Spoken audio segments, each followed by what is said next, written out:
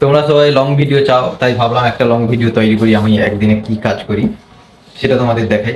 প্রথম ডিউটি এলাম, এটা হচ্ছে আমার কোম্পানির পুরো চাবি। এখন বাড়িতে ছিলাম আমি, এটা সিকিউরিটি রুমে দেওয়া ছিল এই চাবিটা। তো ওখান থেকে নিয়ে এসে এবার আমি অফিসটা খুললাম। এই দেখতে পাচ্ছি ফ্যাক্টরি অফিস এরকমই হয় অ্যাজ এ সুপারভাইজার হিসাবে।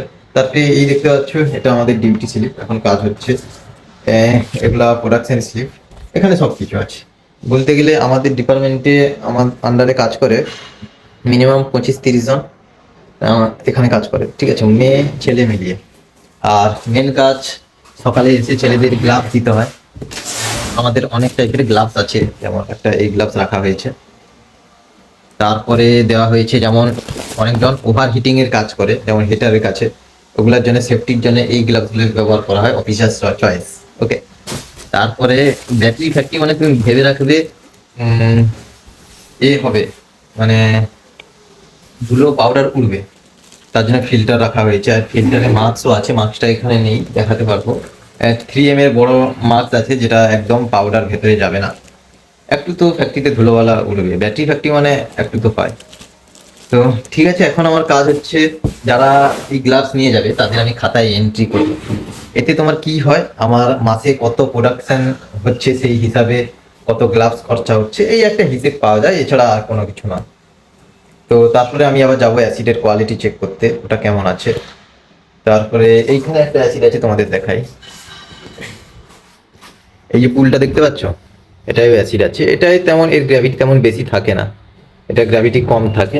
এই যে সামনে দেখতে পাচ্ছ, এটা হচ্ছে আমাদের নেগেটিভ প্লেট, এর মধ্যে আছে। আর ব্যাটারি তো এই সাইডেই রাখা আছে, ঠিক আছে।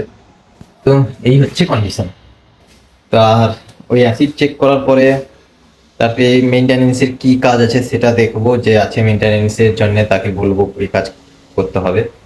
তার কি হচ্ছে, যেমন গ্লাভস নিতে আসছে একজন, দেখাচ্ছি তোমাদের, বলো। আর এটা হচ্ছে আমার পক্ষীরাজ, এটা করে আমি এদিক ওদিক ঘুরে বেড়াই, আর কে কেমন কাজ করছে সেটাও দেখি। তো চলো এখন আমি যাচ্ছি আমাদের কাটিং ডিপার্টমেন্টে, যেটা ড্রাই রুম থেকে বেরোনোর পরে এই প্লেটগুলো কাটিং হয়, ভালো করে সাইজ করা হয়, এটা কাটিং হয়ে অ্যাসেম্বলিতে যায়। তো আমি একে এখন নিয়ে চলে যাচ্ছি অন্য কাজ দেওয়ার জন্য, কারণ ওদিকেও কিছু কাজ করতে হবে। আর এই লম্বা মেশিনটা দেখতে পাচ্ছ, এই মেশিনটার নাম হচ্ছে পেস্টিং মেশিন। এই মেশিনের সম্বন্ধে কিছু বলি, যে এটা চালাতে আসে সে মিনিমাম 35-40 হাজার টাকা স্যালারি তো আমাদের কোম্পানি থেকে নেয়।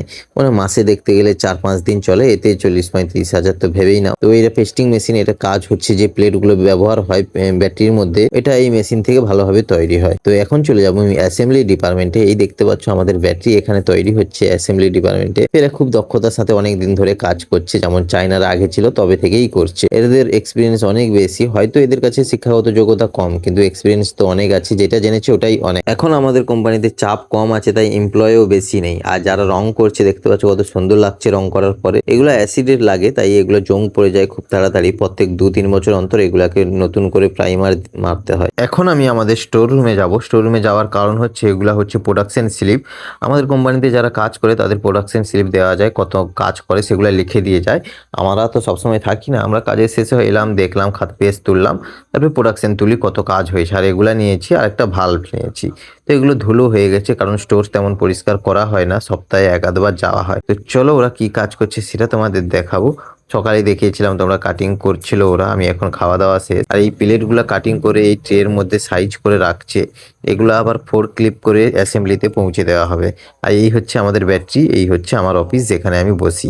তো দেখতে পাচ্ছ এখানে তালা চাবি এরকম লাগানো থাকে, আর যদি খুলে দেওয়া হয় তো যে কেউ আসতে পারবে। তো চাবিটা আমার কাছেই থাকে, বা আরেকজন সুপারভাইজার আছে তার কাছেই থাকে। আর এখানে এসে মাঝে মধ্যে রেস্ট নিই। আর এখানে পেছনে যে এসিটা দেখতে পাচ্ছ, এটা তো টোটালি খারাপ হয়ে গেছে, তো যেই ফ্যানটা আছে ওটার সম্বল আমাদের।